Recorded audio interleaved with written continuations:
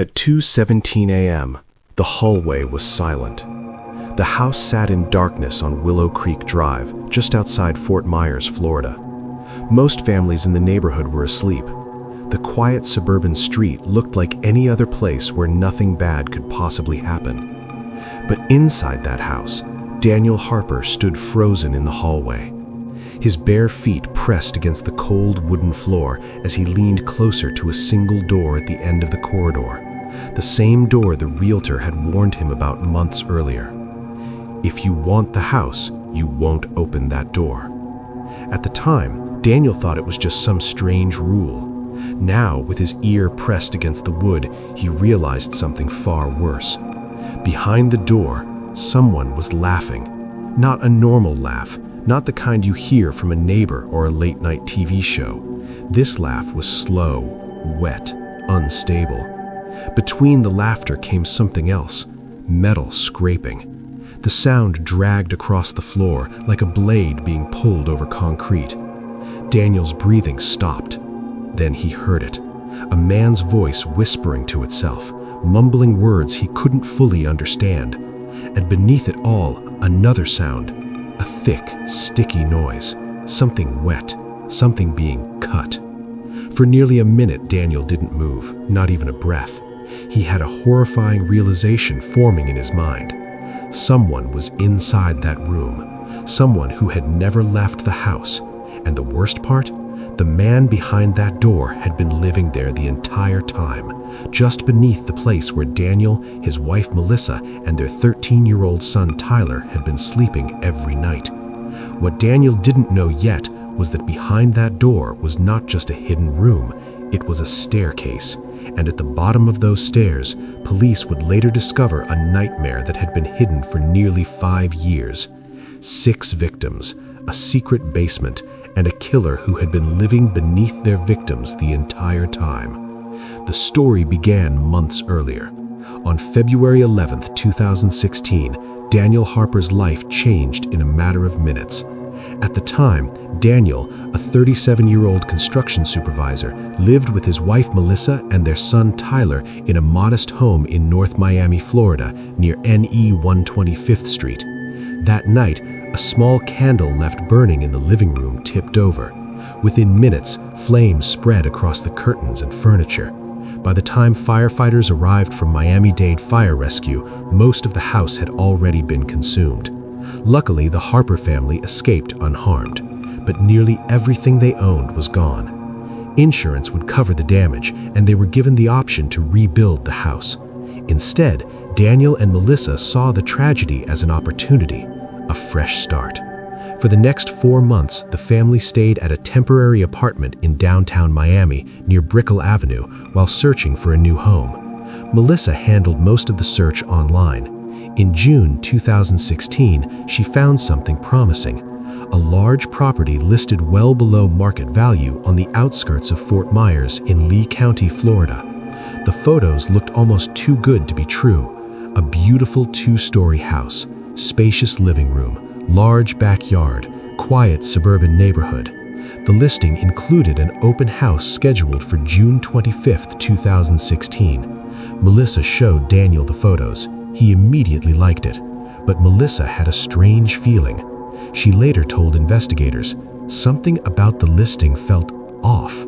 I couldn't explain it." Still, curiosity won.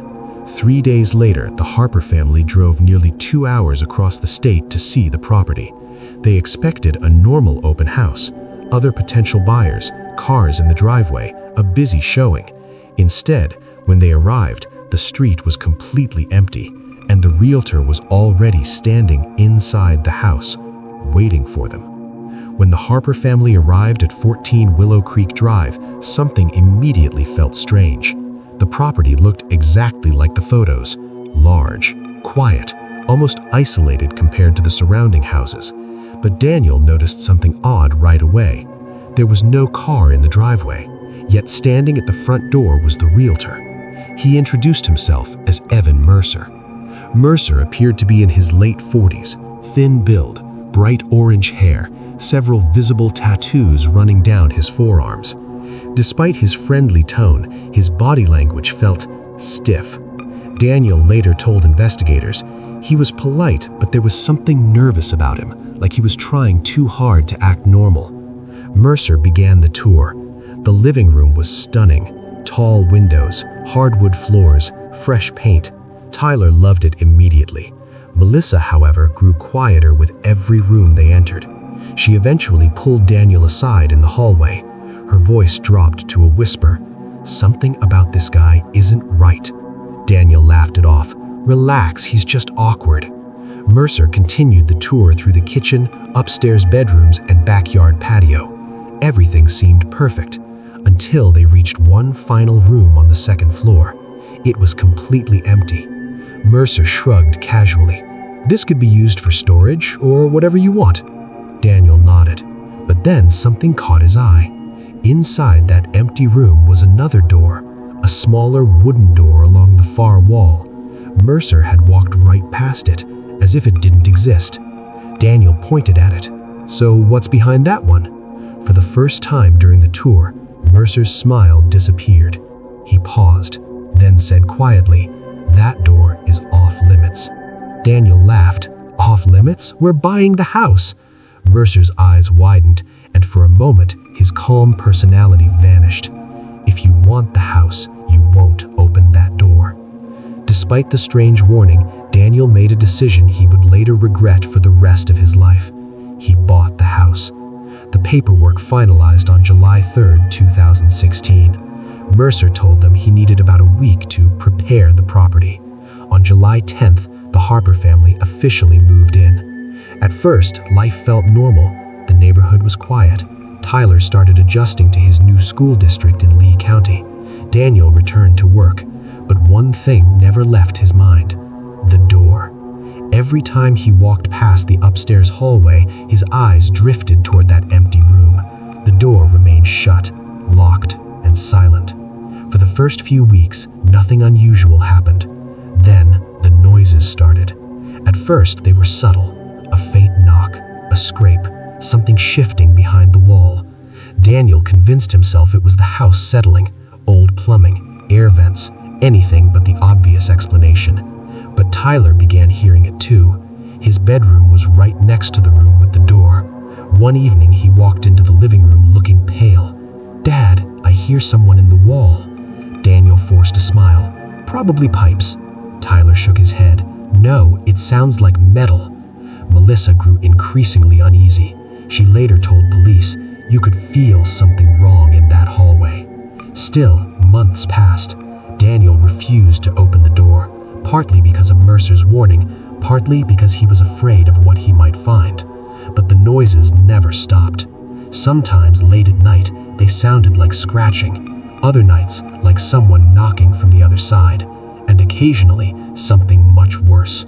A slow, metallic scraping, like a blade dragged across the floor. Everything escalated on February 18th, 2017, 7 months after moving into the house.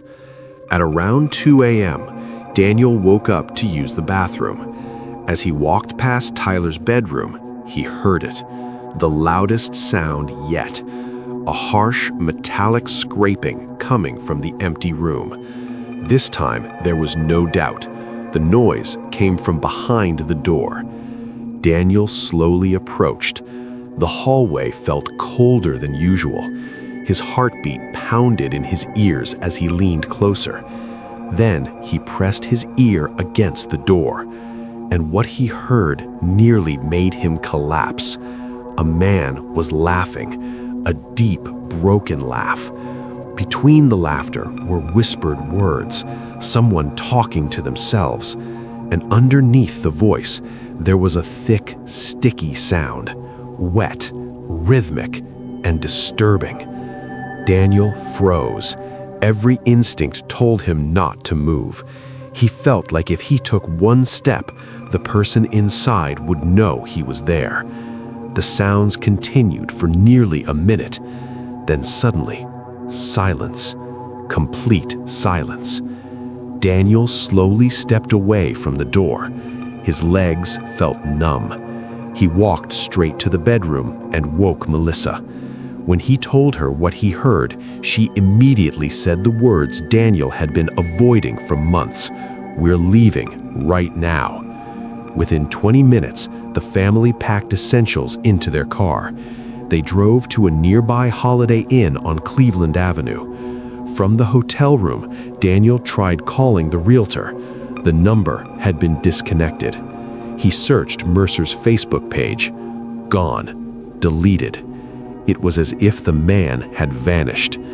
That's when Daniel did something that would expose the horrifying truth. He called the police. The following morning, officers from the Lee County Sheriff's Office arrived at the property. At first, they expected a simple trespassing situation, maybe a squatter.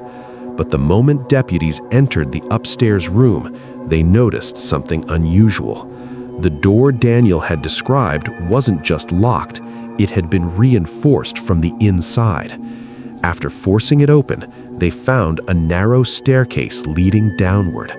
The stairs descended into a concealed basement beneath the house. This was strange in itself. Most homes in that part of Florida do not have basements due to flooding risks. Deputies carefully moved down the stairs. The air grew colder, damp, and foul. At the bottom, they discovered something disturbing: a hidden living space. There was a small mattress on the floor, a portable stove, mini refrigerator, television, shelves filled with canned food. Someone had been living there for a long time. Then they opened a second interior door. What they found inside shocked even veteran investigators. 6 human bodies, mutilated, partially dismembered, some wrapped in plastic, others left exposed. Detective Laura Simmons, who later spoke to local media, described the scene. It was one of the most disturbing crime scenes our department had ever encountered. Moments later, officers found the suspect, sleeping in the basement, just a few feet away from the bodies. The man identified himself as Evan Mercer, the same realtor who sold the Harpers the house. He was arrested immediately without resistance. And during interrogation, Mercer began confessing to everything. Investigators soon uncovered Mercer's disturbing history. Court records showed he had been arrested multiple times for violent offenses. In 2003, he was convicted of assaulting his wife, Angela Mercer, and served 8 years in prison. He was released in 2011. Just months later, Angela Mercer disappeared. At the time, police had no evidence linking Evan to the disappearance, but the truth had been hidden beneath the house all along. Angela's remains were among the victims found in the basement. Mercer told detectives she was the first. After killing her, he realized something. He could hide the bodies beneath the house, and nobody would ever suspect it. Over the next 5 years, 5 more people vanished. Each one had something in common. They had all lived in the house before the Harpers. According to Mercer's confession, they died for a chilling reason. They opened the door. Detective Simmons later explained Mercer would warn people not to open the door. When they did, he considered it a betrayal. Each victim was lured into the basement, where Mercer tortured and murdered them. He continued living there afterwards, hidden beneath the house, listening to new families move in above him. Eventually, Mercer was charged with 6 counts of first-degree murder, torture, kidnapping, multiple additional felony charges. In 2019, he was sentenced to life in prison without parole. He died in 2024 from lung cancer at Florida State Prison. But for the Harper family, the case never truly ended. Daniel Harper never returned to the house. The property on Willow Creek Drive was eventually condemned and demolished in 2021, but the memory of that hallway and that door never left him. In interviews years later, Daniel described the moment he pressed his ear against the wood, the laughter, the scraping, the wet sounds. Investigators later confirmed what those noises were. Mercer had been dismembering one of the victims, just a few feet below Daniel, while his family slept upstairs. The realization still haunts him, because one thought never stops repeating in his mind. What if he had opened that door months earlier? Would Mercer have killed him? Would Melissa and Tyler become victims 7 and 8? Or else, would the nightmare have ended sooner? Sometimes survival comes down to a single decision, a single moment, a single door left closed. Daniel still remembers the exact words Mercer said during that first meeting. If you want the house, you won't open that door. At the time, it sounded like a strange rule. Now, it sounds like something else entirely. A warning, or maybe a test. Because 6 people opened that door before Daniel Harper, and none of them ever came back. So the question remains, if you were standing in that hallway, hearing those sounds in the middle of the night, would you have opened the door? Or would you have walked away just in time to survive?